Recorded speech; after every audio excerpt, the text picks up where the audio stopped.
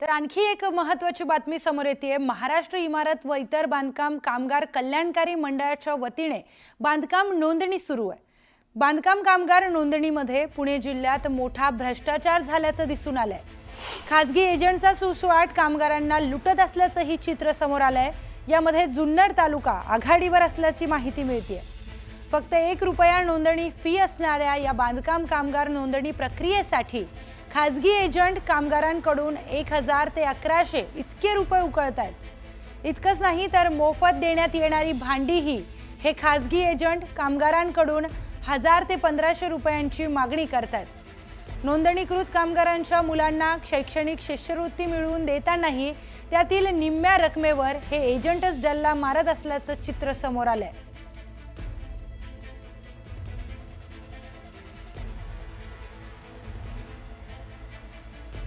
तर कामगार नोंदणीमध्ये खासगी एजंटचा सुसवाट झाल्याचं दिसून आलंय।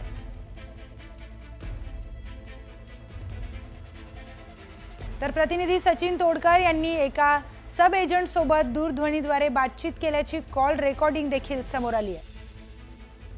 हॅलो, हा गावाने बोला ना।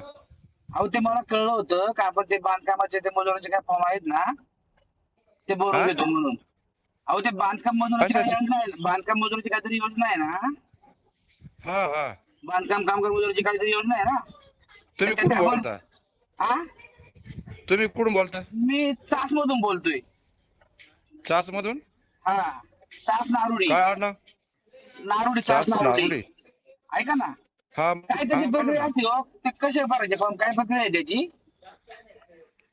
अहो त्याच्यामध्ये बांधकाम असं असतं, तुमची मुलं जर शाळेला असेल ना तर स्कॉलरशिप भेटते त्यांना। ओके। आणि आणि फॉर्म भरायला काय काय लागतंय? नाही हो, हा फॉर्म भरायला काय काय लागतंय? काय नाही, आधार कार्ड लागतं, हा 2 फोटो लागतात, हा रेशनिंग कार्ड लागतं, हा. बँक पास जरूर घरात लागते। Okay okay. आणि खर्च वगैरे किती आहे, कसा काय नोंदणी फी वगैरे काय त्याची? नोंदणी फी आहे 1100 रुपये आहे। नोंदणी फी 1100 रुपये। हा, बरं, आम्ही 4-5 जण आहे, महिलांना का जेंट्सला पण आहे? तुम्हाला कोणी रेफरन्स दिला? पण माझं नाव कोणी सांगितलं? अहो आता सगळीकडेच फोनचे चालू आहेत ना, तर मी एकाला विचारलं, त्याने तुझा नंबर सांगितला मला। ते काय भांडी पण भेटतात का? हा भेटतात ना। भांड्याला किती पैसे लागतात? ते देतात, ते 1000 रुपये नंतर घेतात भांडे भेटल्यावर।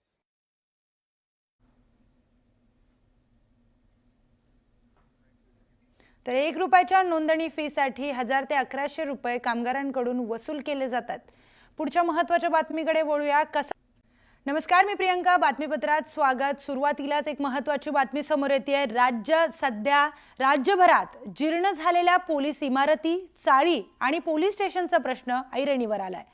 मनमाड मालेगाव शहरातील पोलीस इमारती, चाळी आणि पोलीस स्थानकही त्याला अपवाद नाहीयेत।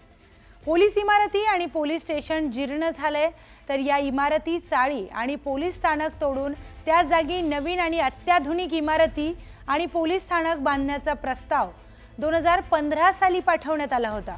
10 वर्ष कालावधी उलटून देखील हा प्रस्ताव लाल फितीत अडकून पडलाय।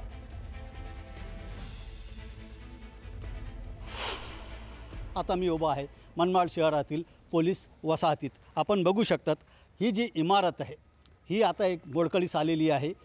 अशा 4 इमारती आहे आणि सर्व इमारतींची जी परिस्थिती आहे ती याच्यापेक्षा वेगळी नाही आहे। तुटलेले खिडके, गळणारे छत आणि सर्व जी इमारत आहे ती एका प्रकारे कधी पडेल याचा नेम नाही। त्याच्यामुळे या वसाहतीत जे पोलीस कुटुंब राहत होते त्यांना एका प्रकारे जीव मुठीत घेऊन राहण्याची वेळ आलेली होती। इमारती कधी पडतील त्याच्यामुळे पोलीस आता जे आहे त्यांनी हे इमारती खाली करून वेगवेगळ्या भागात भाड्याच्या घरात जाऊन राहतात आहे। मनमाड असेल किंवा परिसर असेल आजूबाजूचा, याची संरक्षण, त्यांचे मालमत्तेचं संरक्षण खऱ्या अर्थाने पोलीस खात्याचं असतं। परंतु जर इथं आपण बघितलं, जे काही इमारती आहे हे गेल्या 15 ते 20 वर्षापासून अत्यंत मोडकळीस आलेलं आहे। त्यांची दुरावस्था झालेली आहे आणि राहण्यायोग्य ते बिलकुल नाही आहे। बबू शेख, न्यूज 18 लोकमत, मनमाड। या ठिकाणी आपण बघत आहोत, या ठिकाणी त्यांना क्वार्टर्स नाही आहे. पोलीस स्टेशनची जी इमारत आहे ती पडकी आहे. इथं GRP पोलीस स्टेशन आहे शेजारीच, तिथं तर प्रचंड पाऊस पडल्यावर ते गळत आहे. अशा असुरक्षित परिस्थितीमध्ये पोलीस काम करत आहे, म्हणजे त्यांना ज्या आवश्यक गरजा आहे त्या पूर्ण होत नाही आहे. तर या ठिकाणी आम्ही शासनाला विनंती करतो का शासनाने काही धोरण बनवावं. ह्या ज्या काही प्रस्ताव या मनमाड शहरातून गेला आहे पोलीस विभागाच्या इन्फ्रास्ट्रक्चरकरता, त्याला तात्काळ मंजुरी देऊन त्याला तात्काळ निधी उपलब्ध करून द्यावा. तर या संदर्भात अधिक माहिती घेऊयात आपले प्रतिनिधी बब्बू शेख यांच्याकडून. तर बब्बू, जनतेचं संरक्षण करणाऱ्या पोलिसांचं कुटुंबीयच असुरक्षित असल्याचं चित्र दिसतंय, काय अधिकचा तपशील? प्रियंका, खरं तर ही परिस्थिती फक्त मनमाड शहरातीच नव्हे तर नाशिक जिल्ह्यातील ग्रामीण भागात अनेक ठिकाणची आहे. मालेगाव असो, येवला असो, चांदवड असो, असं नाही का काही सर्वच पोलीस स्टेशन याची दुरावस्था झालेली आहे. काही ठिकाणी चांगल्या वसाहती पण बनवण्यात आलेल्या आहेत, काही पोलीस स्टेशन हायटेक पण केलेले आहे, पण त्यांची जी संख्या आहे ती फार कमी आहे. जास्तीत जास्त पोलीस स्टेशन आणि पोलीस इमारती या मोडकळीस आलेल्या आहेत. त्याच्यामुळे पोलीस आणि दुसरं म्हणजे विशेष पोलिसांची संख्या पण फार कमी झालेली आहे. त्याच्यामुळे गुन्हेगारीवर आळा घालताना पोलिसांना कसरत करावी लागत आहे. एकीकडे मोडकळीस इमारती, दुसरीकडे पोलिसांची संख्या कमी, अशा दुहेरी संकटात पोलीस आणि पोलीस कुटुंबीय सापडलेले आहे. आता गृहमंत्री आणि राज्याचे मुख्यमंत्री देवेंद्र फडणवीस यांच्याकडून सर्वांना एकच अपेक्षा आहे का त्यांनी तातडीने याकडे लक्ष देऊन पोलीस वसाहतीसाठी निधी उपलब्ध करून द्यावा. मनमाडचा प्रश्न तर 10 वर्षापासून लाल फितीत अडकलेला आहे. नवीन इमारती, नवीन पोलीस स्टेशनचा तो प्रस्ताव पाठवण्यात आलेला होता, मात्र अद्याप त्याला मंजुरी मिळालेली नाहीये, निधी उपलब्ध नाहीये. अशी परिस्थिती जी आहे फक्त नाशिक जिल्ह्यातच नव्हे तर राज्यभरातील असण्याची शक्यता नाकारता येत नाही. त्याच्यामुळे शासनाने याकडे लक्ष देण्याची गरज आहे. निश्चितच बब्बू, धन्यवाद आपण दिलेल्या सविस्तर माहितीसाठी.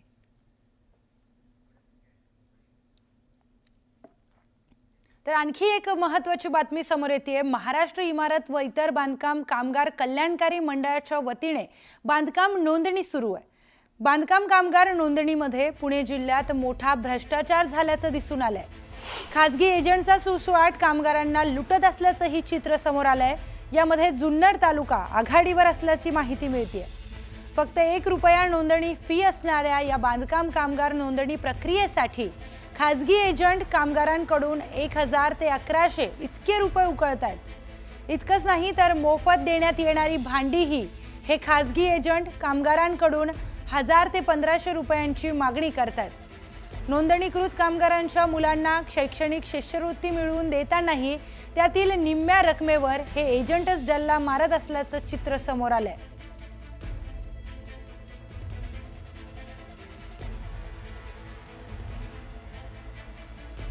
तर कामगार नोंदणीमध्ये खासगी एजंटचा सुळसुळाट झाल्याचं दिसून आलंय.